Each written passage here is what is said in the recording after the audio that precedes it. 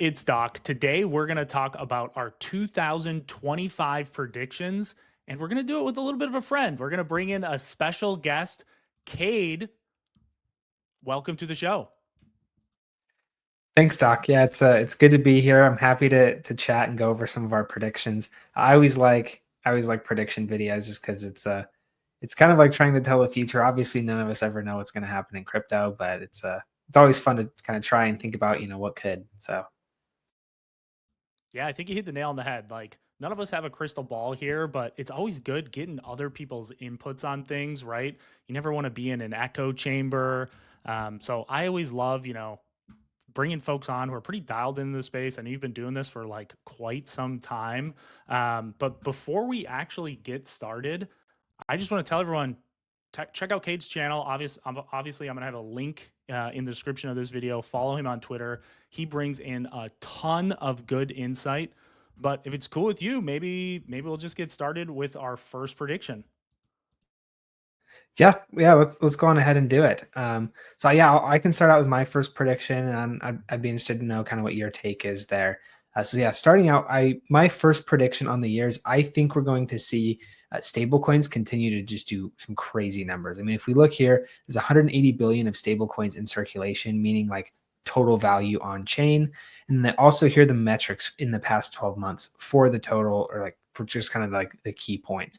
Total transaction volume of $22.5 trillion, which is insane volume. It's really, really crazy. Adjusted transaction volume of 5.1 trillion. So I think this is kind of like some of this might be kind of like not necessarily like wash trading, but trading between like different like exchanges or things where it's like not necessarily like a net transaction. So we have the adjusted transaction volume here. Total transaction count. I don't think there's supposed to be a dollar sign here. There's 4 billion transactions. And again, the adjusted transaction about 1.2 billion. So definitely some really, really like strong movement that we've seen out of stable coins.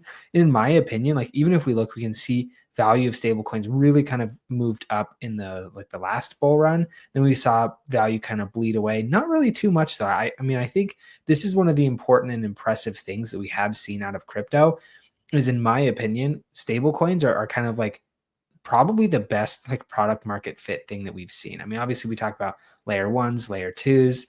We talk about, I don't know, RWA, DPIN, DeFi. Like in my opinion, stable coins and like the product market fit of stable coins has kind of dwarfed all of that type of narrative. And honestly, that's part of the reason why I think XRP has caught such a narrative and has caught such a bid recently is because I think they're trying to do exactly this.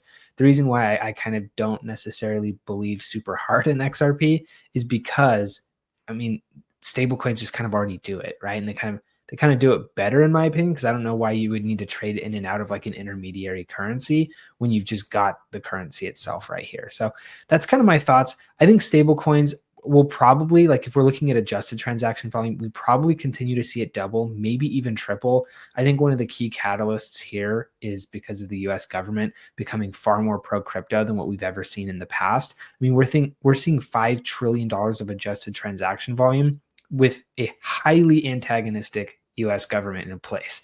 If we start to see like an actually like beneficial or like pro crypto place, or like a pro crypto administration in place, I think we could see some really ridiculous numbers coming out, because this essentially, in my opinion, or the way that I look at it, is probably like the vast majority of this is happening outside of the US. And so if you think we could start adding, stable coins as like payment rails, and we don't have to use like credit cards, and like essentially stable coins become like a new version of credit card processing. Not only can you save a whole bunch on credit card processing fees, but it also can just be easier to just interact and transact money all the way around. Same thing with wires.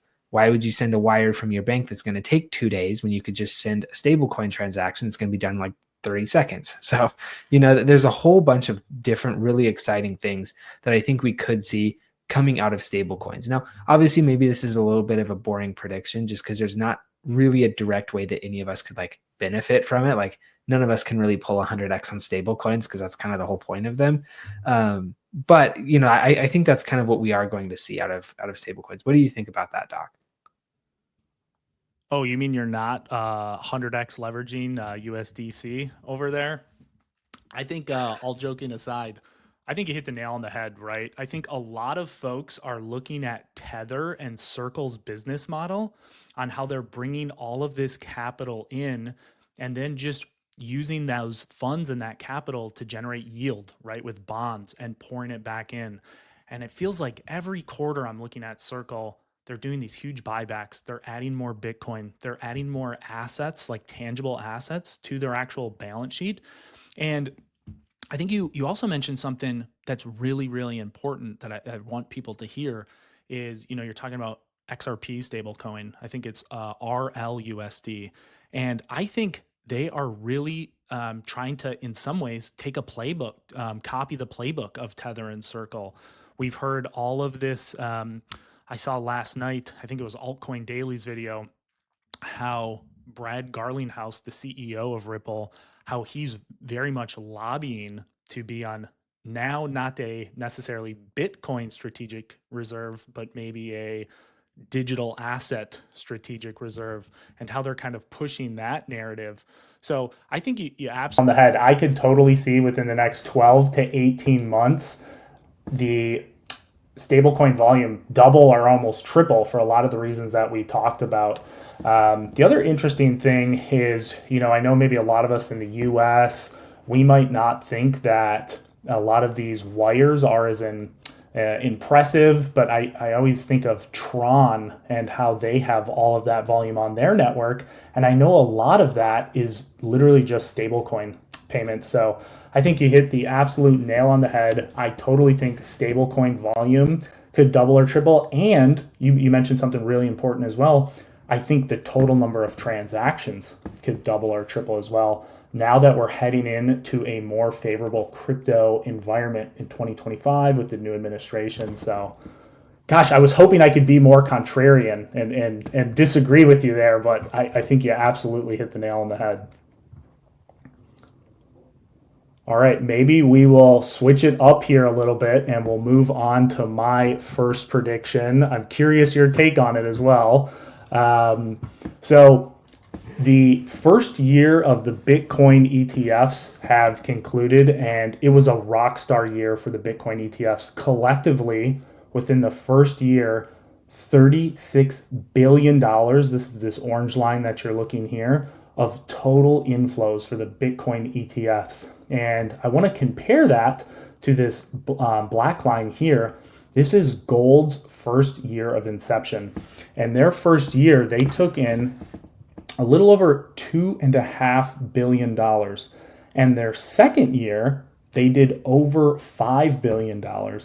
So my first prediction for 2025 is that just like the gold ETF doubled from year 1 to 2, I suspect that the Bitcoin ETF total inflows will also double, and we see over $70 billion just from the Bitcoin ETF alone.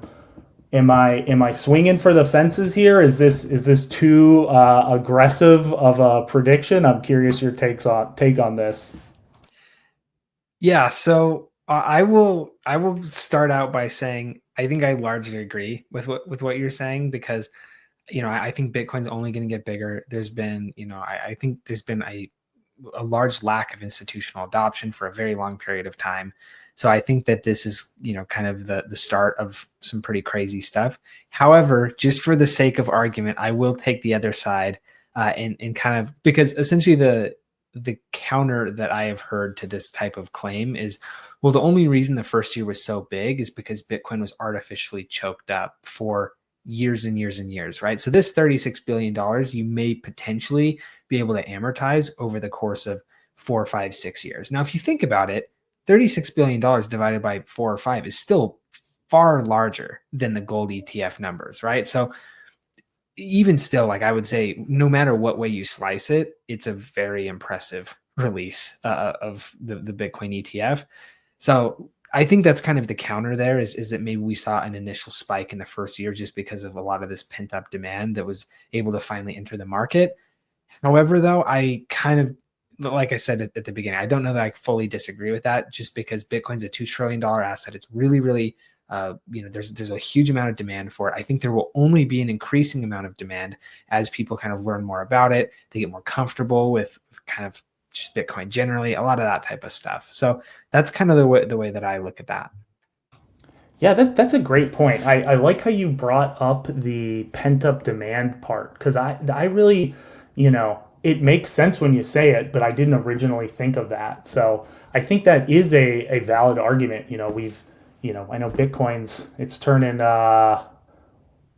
16, 17 years old now, and we've been waiting for this for a while, right? We've all heard Michael Saylor saying like one of the three necessary linchpins for Bitcoin to hit seven figures is getting this ETF. So people have been waiting for it.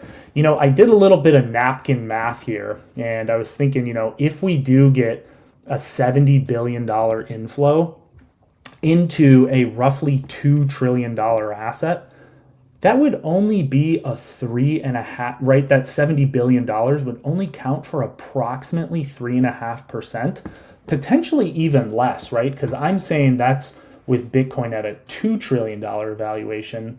I would imagine that, if these inflows were to double, potentially the market cap could be higher. So this will be one that we're going to have to follow. And I think what we're also going to have to do is we're going to have to do this again in like a year to kind of follow up on some of these predictions. So yeah, this is kind of a testy one, but we will definitely track it. I'm curious. I know you got a really interesting number two prediction. I'm excited to hear this one.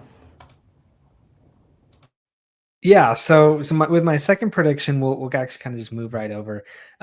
This is kind of a larger kind of big picture prediction, but I think this is going to be the year of US cryptos.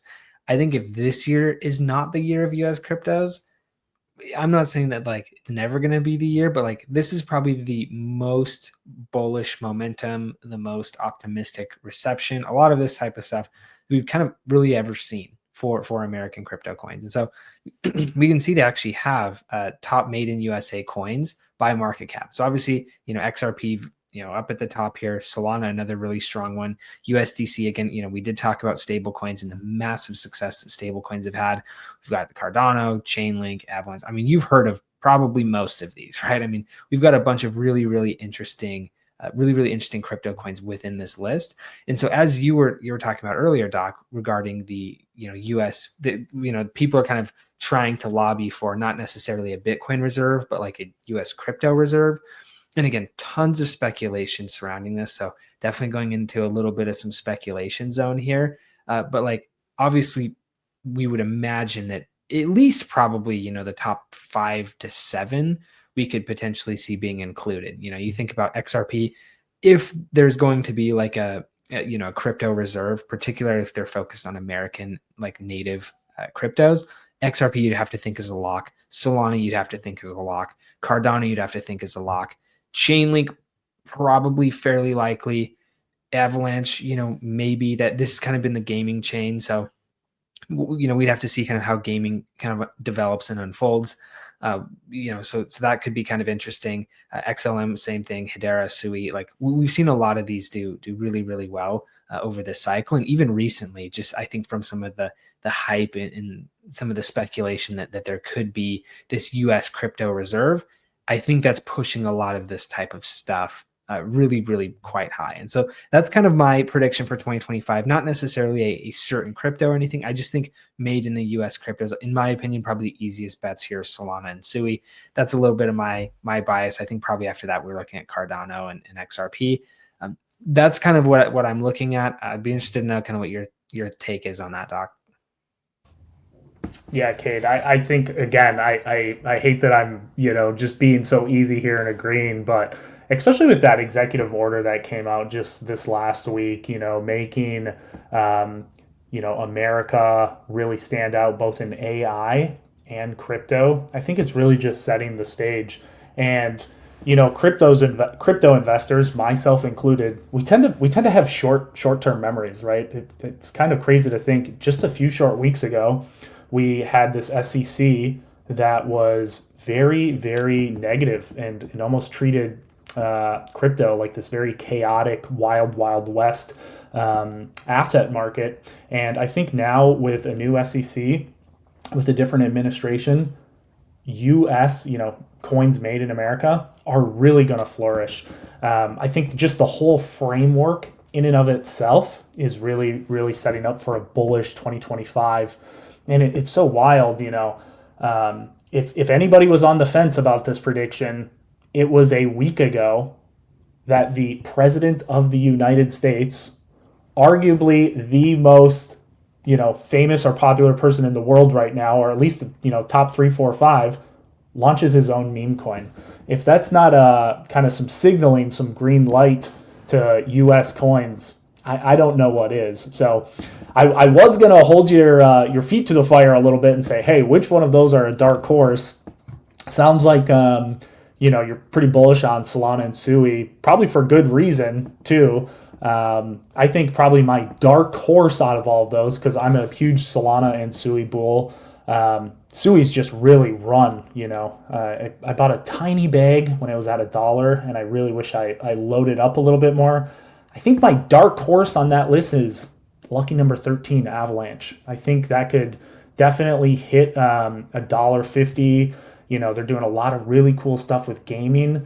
But the other thing that I don't hear about a lot of people talk about is they're also onboarding California DMV drivers on the blockchain to kind of get rid of some of the weights and things like that.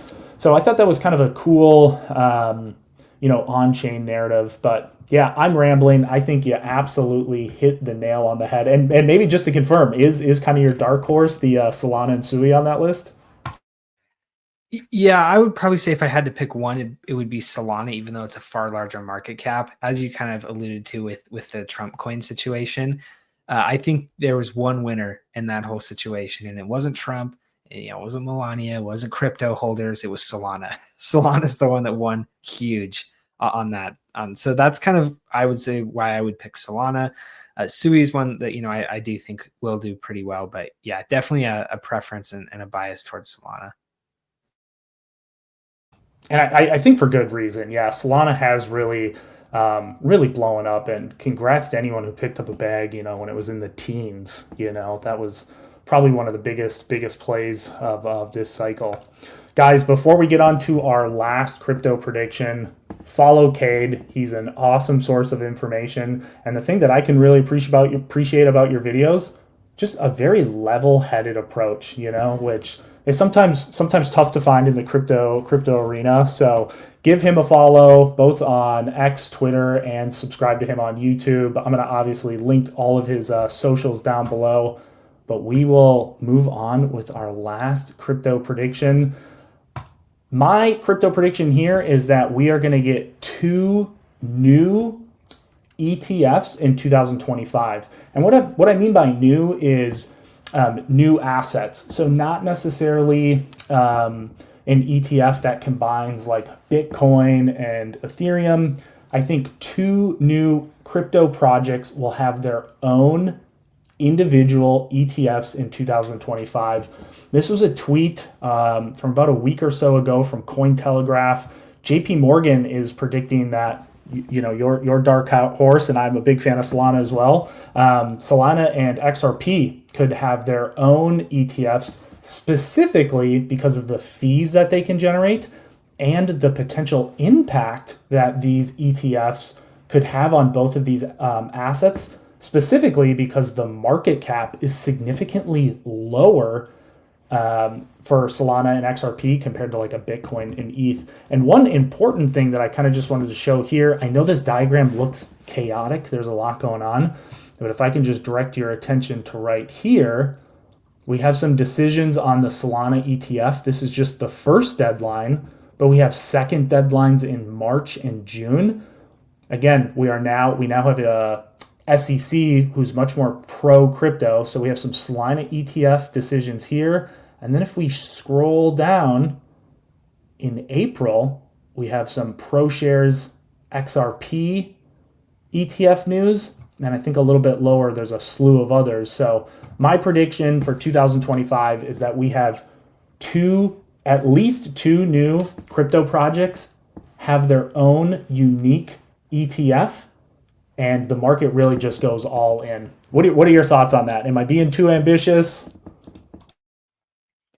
No, I think that that sounds honestly pretty good, and I think like I do think Solana and XRP makes sense. Anything past Solana and XRP, I think they're a little bit too small. I mean, these are like $100 billion market cap things. Like they're pretty established in their own right. Um, I think they kind of fit in line. Obviously, they're not even close to Bitcoin size, and all substantially smaller. Even XRP and Solana combined still don't equal Ethereum. So much smaller market caps for sure, which could mean to extra volatility, which could mean that potentially with institutional investors it may not draw as much demand just because so many of those institutional investors they care more about volatility really than anything else. And so that I think could be potentially one of the caveats that could kind of drag some of the adoption there. But yeah, overall, I mean, I do think there would be a bunch of demand for both. Again, Frank, I'm a little bit biased against XRP. I don't understand why people would go super hard in on XRP when stable coins have just seen such a mass adoption. Like, don't get me wrong, in 2014 when XRP was like released and all that type of stuff, and like they came out with this idea, amazing idea. It's just they kind of got beat to the punch by stable coins. It's kind of my take.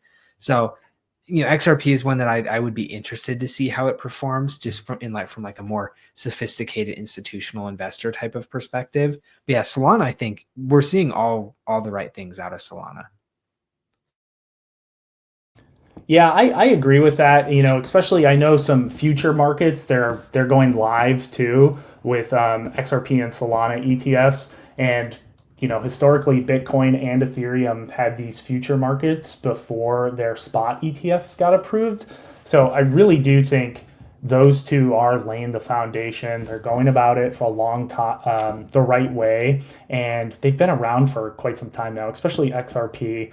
I do agree with you in a lot of ways. XRP may be trying to navigate a market that's potentially done like really well by Tether and Circle. I am curious. I know their holders, they are just, diamond hands on steroids, holding through, the 2018, 1920, all the FUD with their Wells notices and things like that. And they ended up prevailing, right? So maybe the thought process, and I'm just speculating here, but maybe the thought process is they already have such a large cult like community. Maybe they can just plug in a stable coin already into it, but I guess we'll see. I know our the Ripple stablecoin's doing decent, but again, it's nothing compared to USDT or USDC right now. Yeah, completely agreed. I mean, I do think the reason XRP is what it is because of their insanely strong community, which obviously more power to them. But I do think that I will be very interested to see. That's kind of why I'm super interested if an ETF does get approved, what actually happens, with that ETF, because obviously people on Wall Street and stuff like that, like they don't care about the narratives. They don't care about what XRP could be. Like they care about what it is and what it can do. And they're a lot more like, I would say, like quantitative and less emotional about those types of decisions, which is why I think, like personally, I would be a lot more bullish on XRP if we saw an ETF come out and if we saw a decent bit of like institutional demand coming out for XRP. I personally don't think that will happen, but who knows, right? That's kind of what I will be looking very closely toward. Yeah, it'll definitely give us something to follow over the next couple months with all these ETF decisions. But I'm really glad we did this. We got two awesome predictions from both of us, a little bit of banter back and forth, and I think if I'm teasing this a little bit, we might have a video dropping on your channel with some more predictions. So if you guys got any value out of this, obviously follow Cade. All of his socials are going to be down below. Any parting words for us? Yeah, just thanks for having me on the channel. We will be having kind of like a part two, so to speak, on my channel. So, hopefully if you found it interesting, you come check out my channel, and obviously we'll have the one posting on mine that hopefully people want to see the other half and come here as well. So, I do think this is kind of fun to have these types of collaborations. Like you mentioned it early on in the video, I try very, very hard, and I think it's super, super important as an investor to like stay out of the echo chamber at all by any means necessary. And especially like with social media and a lot of how that type of stuff works these days, it can be very, very hard. Like you can get pulled into an echo chamber that you didn't even intend to. And so, getting out of it can be a little bit challenging. So yeah, that's part of why I really enjoy these conversations, these collaborations, stuff like that, just to give people a different perspective of the world. So yeah, anyway, thanks for having me on. Super fun time. Yeah, I had an absolute blast. Guys, give Kate a follow down below. If you guys got any value out of this, consider hitting the like, subscribe button, and we will see a part 2 on Kate's channel. Have a good one.